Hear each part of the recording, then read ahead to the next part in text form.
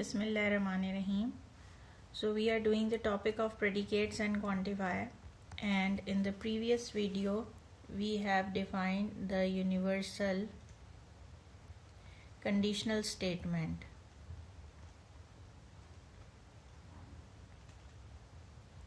That is a statement of the type for all x, p of x implies q of x. And I told you that if we have a general domain or the universal domain,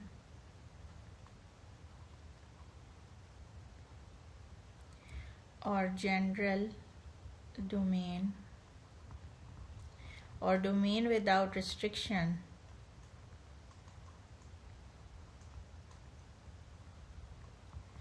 then we restrict our domain with the help of this condition. So for example, if we have the statement all dinosaurs are extinct. So previously we defined our domain to be set of dinosaurs. So the domain was restricted to the dinosaurs only, and we take the predicate as x is extinct, and with the help of these two things we write the formal translation of this statement is for all x belongs to D, E of x. But now if I need to solve a bigger problem related to all the animals in a jungle or all the living things, then I had to take the domain as a set of all creatures. So if I take a most general domain of set of all creatures, then for those creatures, being a dinosaur is a property that a creature can have. Being extinct is another property that a creature can have. So we can define two predicates here now. The first predicate D of x represents x is a dinosaur, and E of x represent x is extinct. And with the help of conditional statement, now I restrict my domain to the dinosaurs only by using the conditional statement for all creature x. If x is dinosaur, then x is extinct. So if we don't want to narrow down our domain, then we can impose the condition with the help of, or restrict the domain with the help of conditional statement, and this is how our language becomes more rich. So all in all, in the predicate logic, we usually keep the domain as a most universal domain. So usually we keep the domain as set of everything, or set of all creatures, or set of all people, and out of those set, if we want to say that something is a cat, then being a cat is a property of that creature. Being small is another property. Having some particular color is another property. So whatever are the feature of that object can be defined as a predicate, and whatever is in the set is the most general. Whatever is available in the universe, we taking that as a most general domain for our problems. So now if we take the negation of this universal statement, then we know that the negation of a universal statement is existential statement, and negation of conditional statement is an AND statement. So we get this, and we translate it informally as some dinosaurs are not extinct. So the point to be noted here is that the universal statement is usually a conditional statement. So if we have a universal statement where the domain is restricted, then that can be always be written as a conditional statement. So universal statement or universal quantifier appears with a conditional statement. And similarly, if we take the negation of a universal quantifier, then it will become an existential quantifier, and the negation of a conditional statement, it becomes an AND statement. So therefore, usually the existential quantifier appears with an AND statement. So this is a general rule or guideline for our translation or conversion from informal to formal and formal to informal, that we have to keep this point in mind, that the universal quantifier appears with a conditional statement and the existential quantifier appears with an AND statement. So there is one more reason why we associated a conditional operator with an universal quantifier and conjunction operator with an existential quantifier. Suppose we need to translate all birds can fly, and the domain is the general domain set of all creatures. So we have two predicates here. P of x is bird, x is a bird, and f of x is x can fly. So as we discussed that we translate it with the help of a conditional statement because we are talking about birds only. So we restrict our domain with the help of conditional statement, and we write here every creature x, if x is a bird then x can fly, or simply we say that every bird can fly or all bird can fly. So this phrase can be translated as all birds.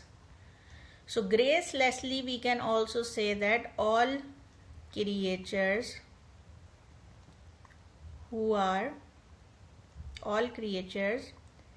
which are birds.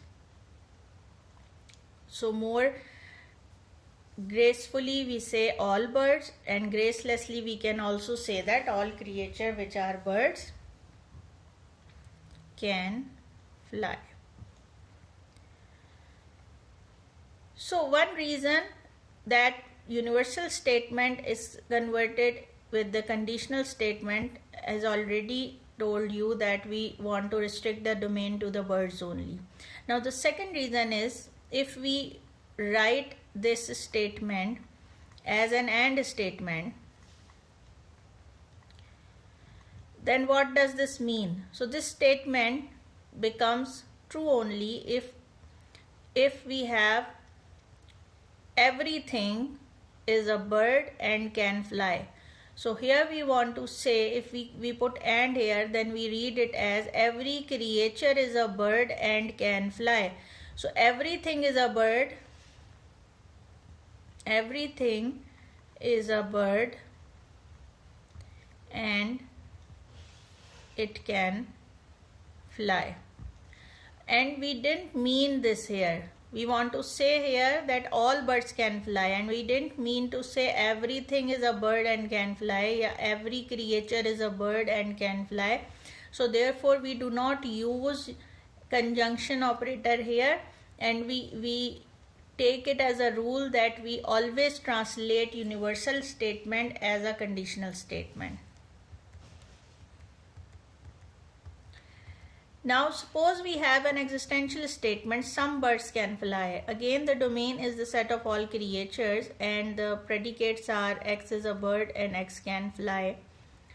So as we have discussed that we write and with an existential statement. So we say some creatures are bird and can fly, or some creatures are bird and can fly, or we can say that some birds can fly. Some birds can fly, or gracelessly we say that some creatures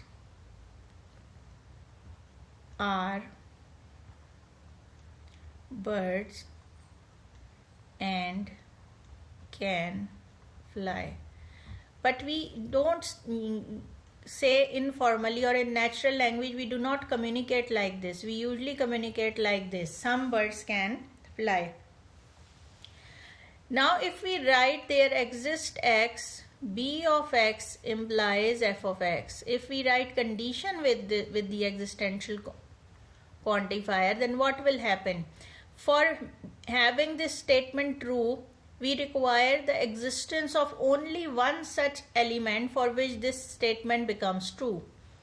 So suppose we have a frog in the set only, and for this frog this statement is false because x is not a frog, so b of x is a false statement for frog. And similarly, frog cannot fly, so this statement is again false. So the conditional statement becomes true for the frog. And as soon as we get the frog in the domain, the condition do not look for the other availability of the birds in the statement, and the statement becomes immediately true. So therefore, keeping conditional statement with an existential statement sometimes do an error in the reasoning when the domain consisting of only those things which are not required in our case. So we are talking about birds here, but if the domain do not contain the birds and it can only contain frog, then for frog this statement becomes true and it will execute to be true.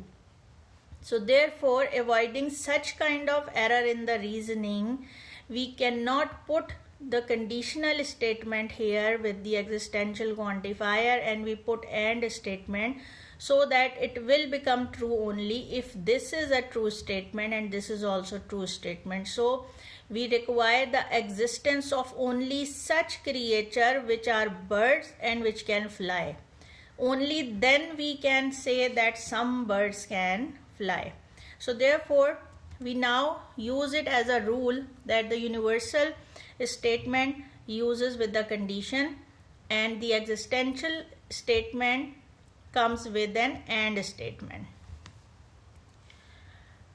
So universal statement may use AND also if we narrow down the domain furthermore. For example, if we want to say all small birds can fly, so I further restricted my domain to not only birds but for small birds.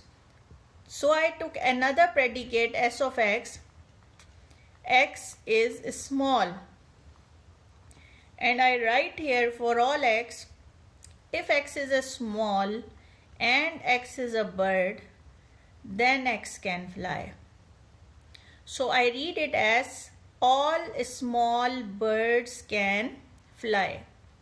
So here you can see that we use AND with the conditional statement or universal statement, but to restrict our domain, furthermore restriction on the domain, and the conditional statement still appears whenever we use a universal statement and whenever we want to restrict our domain. So if there is no restriction on the domain, if we talk about all the creatures, then there is no need of conditional statement in the universal statement. For example, if I want to say that all creatures are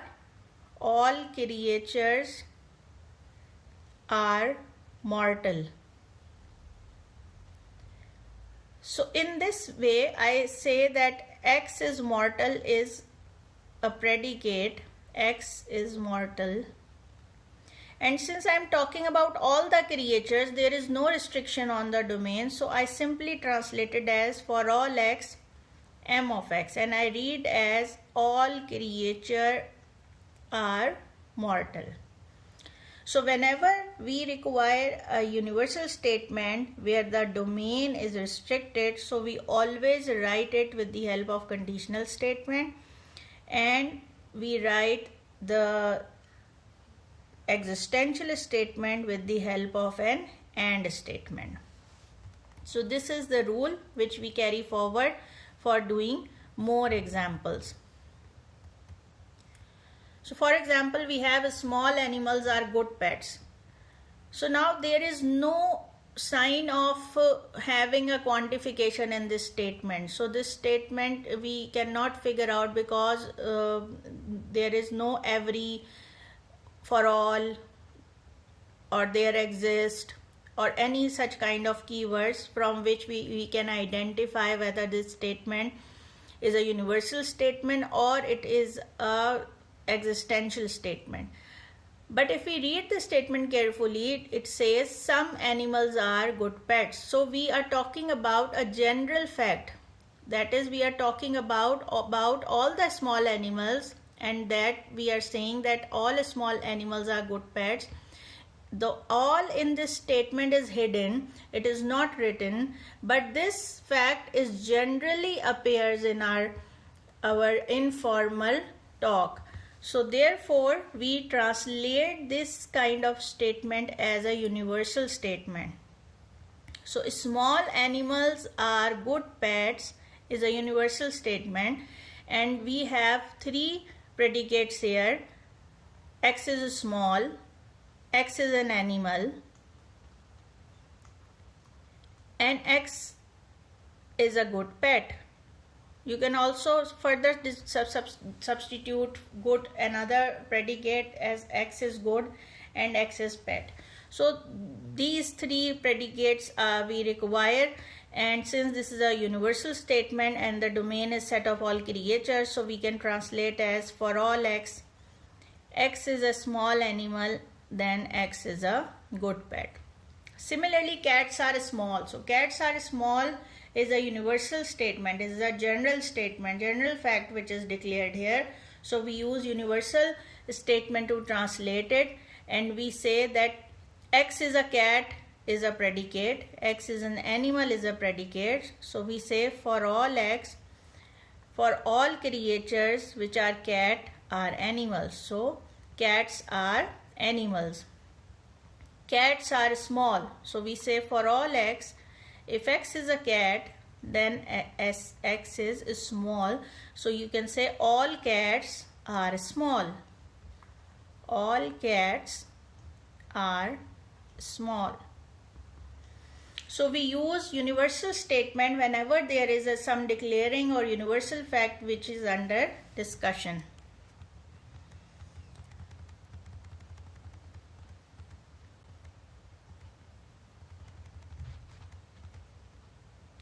So now suppose we have a problem where we need to translate it into the formal language, and now the domain is set of all people. So the domain consists of all people, so we do not narrow down our domain or restricted our domain. We impose the condition if we require to narrow down the domain. So everyone in your class has a cellular phone. So we take the domain is restricted to your class only, so we take it as a predicate C of X as X is in your class, and CP of X is X has a cellular phone. So this is a universal statement for all X. If X is in your class, then X has a cellular phone. Next is somebody in your class has seen a foreign movie. So somebody means existential quantifier. There exists some X. X is in your class and X has seen a foreign movie. So X has seen a foreign movie is a predicate FM of X. And since we make it as a rule that the existential quantifier comes with an and, so there is no doubt that we are using and here, and we use conditional statement here. So the next is there is a person in your class who cannot swim. So the person in your class, someone in your class, X is a student in your class, all of these are same predicate. So C of X represent X is in your class, or X is a student in your class, or X is a person in your class. So we can take the same C of X here. Now who cannot swim, so this requires the negation. So we write S of x as x can swim, and then we negate it. So we write there exists some x in your class and x cannot swim. Now one more thing that you have to be very careful, that the negation or and operator cannot go inside the bracket of the predicate. So they can be only applied on the predicate. So we can negate the predicate, we can take the conjunction or disjunction between the predicates, but we cannot take the disjunction, negation or conjunction of these variables. For example, if I need to say x and y can swim, then I cannot write this. This will be wrong. X and y can swim can be written as x can swim and y can swim. So this is a normal mistake that students usually do. They negate the variable. For example, if I want to say that x cannot swim, so they negate the x instead of s. Or if we want to say that x and y both can swim, then they write it as s of x and y, which is a wrong way of writing it. So we always use operators between the predicates. We do not use the operators on the variables x, y, etc.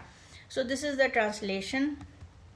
All students in your class can solve quadratic equations. So you can translate it as for all x, c of x and q of x, where q of x represent x can solve quadratic equations.